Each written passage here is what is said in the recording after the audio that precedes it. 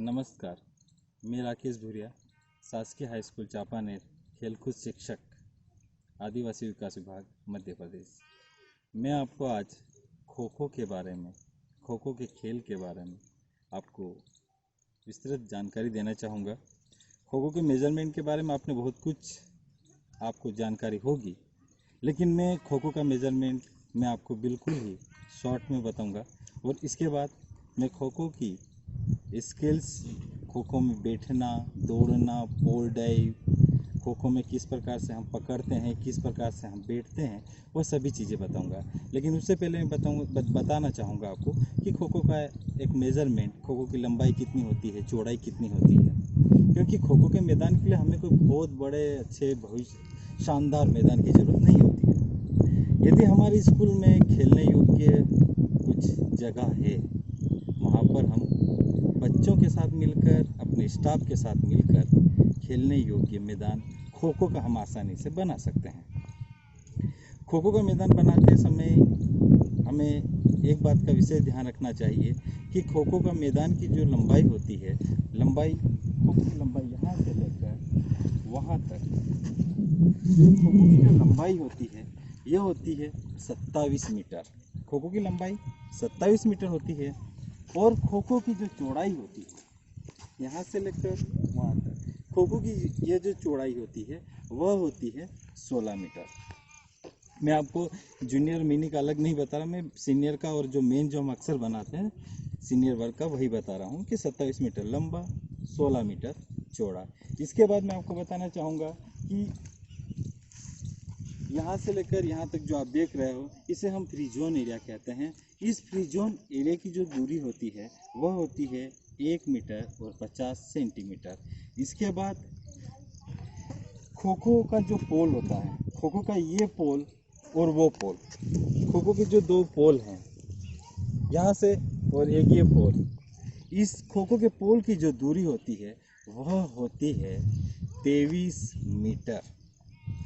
23 metre kho kho के पोल से पोल की दूरी हो गई। और खो खो के पोल से पहली जो हम लाइन डालते हैं जहाँ पर डिफेंस बैठता है, उसकी जो यहाँ से लेकर यहाँ जो इसकी जो दूरी होती है वह होती है 2 मीटर और 55 सेंटीमीटर। इसके बाद जो खिलाड़ी बैठता है उसके लिए जो बनाया जाता है ताकि बैठने की जो जगह होती है वह होती है यहाँ से लेकर यहाँ तक 35 सेंटीमीटर।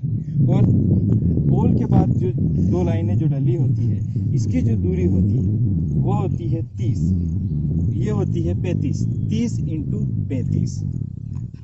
इसके बाद पोल के बाद जो पहली लाइन के बाद जो दूसरी लाइन डलती है वह डलती है 2 मीटर और 30 सेंटीमीटर। उसके बाद फिर 2 मीटर और 30 सेंटीमीटर, 2 मीटर और 30 सेंटीमीटर। इस प्रकार से हम बैठने के लिए 8 लाइन जहाँ पर खिलाड़ी बैठते हैं उनके बैठने के लिए बनाया जाता है। और लास्ट वाली जो रहती है वह पुनः 2.55 होती है। ये हो गया एक नॉर्मल मेजरमेंट। और इसके बाद मैं आपको बताना चाहूँगा मेन चीज़ कि हम अब बच्चों को खेलने के लिए हमने मैदान बना दिया, हमने सब कुछ कर दिया, लेकिन इससे पहले जब हम बच्चों को डायरेक्ट मैदान में उतारे उससे पहले हम चाहें कि लड़कों को या बच्चों को हम हल्की सी स्ट्रेचिंग करवाएं। स्ट्रेचिंग कराने के बाद हम उनको रनिंग कराएं। और रनिंग कम से कम 1-1.5 किलोमीटर हम ज़रूर उनको हल्की हल्की रनिंग कराएं, थोड़ी तेज़ कराएं। और इसके बाद हम कुछ खो खो की जो स्किल है, खो खो में जो उपयोग लाई जाती है वह स्किल भी हम बच्चों से करवाएं। अब मैं आपको बताता हूं कि हम किस प्रकार से दौड़ाएं, किस प्रकार से हम स्किल कराएं। आइए खो खो के लिए हम सबसे पहले हल्का हल्की रनिंग करें, हम दौड़ें। कोशिश हम ये करें कि हम कम से कम और अधिकतम हम 1 या 2 किलोमीटर ज़रूर दौड़ें। उसके बाद हम हल्की हल्की एक्सरसाइज करें, हम हल्का हल्का दौड़ें। हमारे मैदान में हम हाथ ऊपर करके दौड़ें, उसके बाद हम हाथ नीचे करके भी हम दौड़ें। इस प्रकार से हम लगातार इस प्रकार से कोशिश करते रहें, मेहनत करते रहें, बच्चों से करवाते रहें। कई प्रकार से हम दौड़ लगा सकते हैं। हम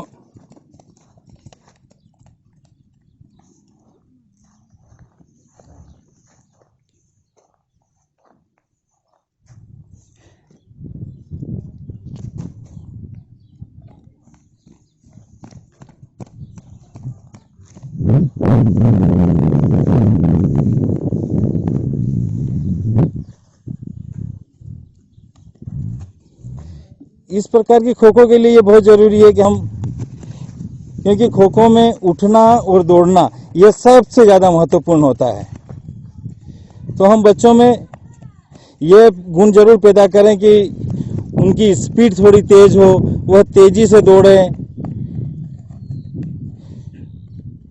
क्योंकि यह खेल दमखम का खेल है और जितना दमखम आप वापरोगे उतना आप अच्छे से अच्छे निखार करेंगे। इस प्रकार हम लगातार बच्चों से रनिंग करवाएं, एक्सरसाइज करवाएं और उसके बाद हम खो खो में हम सबसे महत्वपूर्ण चीज़ होती है खो देना, कैसे बैठना, कैसे खो देना, कौन सी स्टाइल ज़्यादा बेस्ट होती है जिसे हम समय का सही उपयोग कर सकते हैं और हम जल्दी से उठ के हम खो दे सकते हैं। तो मैं आपको बताना चाहूँगा कि खो खो में जो सबसे सही पोजीशन होती है वह यह पोजीशन होती है। इसमें हम इस बालक को देखेंगे जो ये बैठा हुआ है, इसके पाँव की स्थिति देखें, इसके हाथों की पोजीशन देखें, यह परफेक्ट पोजीशन होती है खो खो की कि हमें इसी पोजीशन पे हमें बैठना है। यदि हम किसी दूसरे खिलाड़ी को हम खो देते हैं तो मैं बताऊंगा आपको कि हम किस प्रकार से खो देते हैं। यह आपको खो उस खिलाड़ी को देकर बताएगा। खो खो, वापिस आ जा। एक बार फिर से मैं बताऊंगा कि इस बालक ने क्या किया, कैसे खो दिया। पुनः जल्दी से ही खो खो, वापिस आ जा। मुझे बताना। अब मैं इसको भागों में करके बताता हूँ, रुक कर स्लो मोशन में, कि इस बालक की पहली पोजीशन कौन सी, किस प्रकार से उठा। मैंने इसे बोला खो, इसका पहला पांव गया आगे की ओर, ये एक, ये दो और ये खो। वापिस आ जा। फिर से एक बार और करके बता रहा हूँ धीरे धीरे। इस खिलाड़ी का सबसे पहला पांव गया, खड़े होके यहाँ पे पांव आइए, एक दो और ये वाला हाथ गया खो। यह होती है सही पोजीशन। वापिस आ जाइए आप। तो इस प्रकार से हम खो दे सकते हैं। इसके अलावा एक और स्किल है, वह मैं बताना चाहूंगा। रोक ले, को बताऊंगा खो खो देने की दूसरी स्किल। यह भी बहुत अच्छी स्किल है जिसे मैं बताना चाहूंगा। खो, वापिस आ जा। पुनः एक बार और खो, वापिस आ जा। अब मैं इसको भागों में करके बता रहा हूँ, स्लो मोशन में।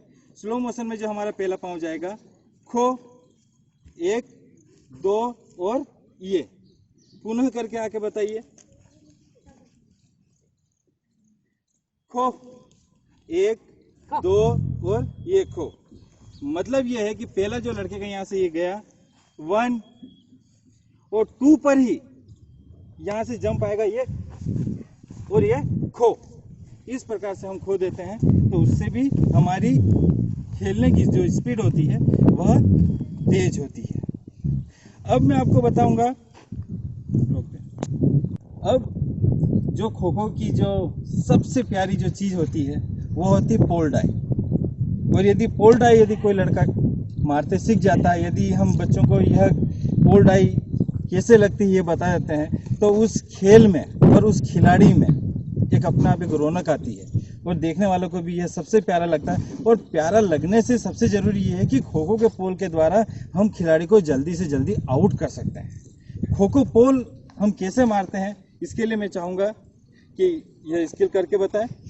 चल,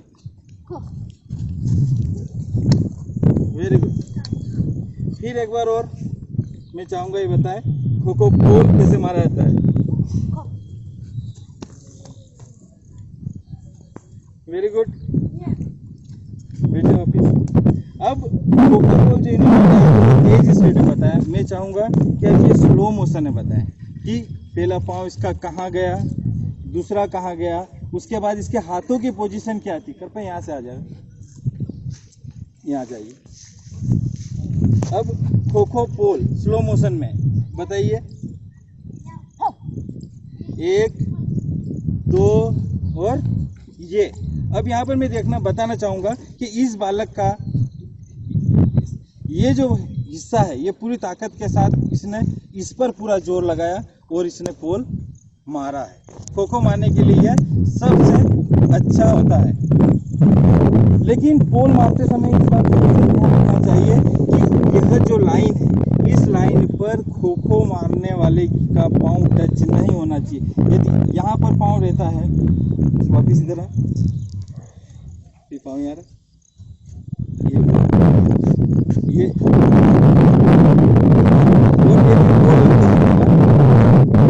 तो ये हो जाएगा फाउल।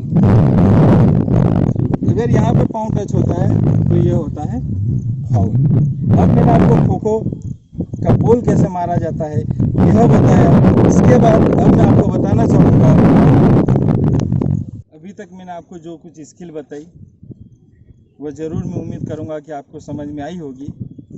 और भी बहुत सारी स्किल हैं, वह अगले जब मैं कोई वीडियो बनाता हूँ पुनः खो का तो मैं वह ज़रूर शामिल करूँगा, वह स्किल और बताऊँगा।